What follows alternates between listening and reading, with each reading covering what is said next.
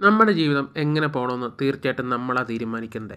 പടച്ചവൻ ഭൂമിയിലേക്ക് ഓരോ മനുഷ്യനെ സൃഷ്ടിക്കുമ്പോഴും അവൻ്റെ ജീവിതം എങ്ങനെയൊക്കെ ആക്കണം, എങ്ങനെയൊക്കെ ജീവിക്കണം എന്നവൻ എഴുതി വെച്ചിട്ടുണ്ട്. പക്ഷെ പകുതി പ്രശ്നങ്ങളും നമ്മുടെ കയ്യിരിപ്പ് കൊണ്ട് മാത്രം നമ്മളെ തേടി വരുന്നതാണ്. ചിലപ്പോൾ നമ്മൾ പോയില്ലെങ്കിലും നമ്മളെ തേടി പ്രശ്നങ്ങൾ തേടി വരും. അതൊക്കെ ധൈര്യത്തോടെ തരണം ചെയ്യണം. കാരണം ഞാൻ ജനിച്ചത് ഒറ്റക്കാണ്, മരിക്കുന്നത് ഒറ്റക്കാണ്. തീക്കുണ്ടത്തിലാണെങ്കിലും 6 അടി മണ്ണിൻ്റെ അടിയിലാണെങ്കിലും ഞാൻ ഒറ്റയ്ക്കേ ഉള്ളൂ എന്നുള്ളൊരു ചിന്ത അത്രയും മതി. കാരണം മരണം എപ്പോഴും എൻ്റെ കൂടെയുണ്ട്. എന്നെ കാത്തിരിക്കുന്ന അവസാന നിമിഷം മരണമാണ്. ആ മരണം ഏത് നിമിഷം വേണമെങ്കിലും എന്നെ കീഴടക്കും. ആ നിമിഷം വരെ ഞാൻ സന്തോഷമായിട്ടിരിക്കും. നമ്മുടെ മനസ്സ് തീരുമാനിക്കണം എൻ്റെ ഹാപ്പിയായിട്ട് ജീവിക്കത്തുള്ളൂ എന്ന്. ആ ഹാപ്പി നമ്മൾ തീരുമാനിക്കുക എങ്ങനെ ജീവിക്കണം. സന്തോഷമായിട്ട് ജീവിക്കണോ, സങ്കടമായിട്ട് ജീവിക്കണോ. നമ്മുടെ മനസ്സ് തീരുമാനിക്കുന്ന പോലെയാണ് നമ്മുടെ ലൈഫ് മുമ്പോട്ട് പോകത്തുള്ളൂ. അല്ലെങ്കിൽ കുട്ടിച്ചോറായി പോകും.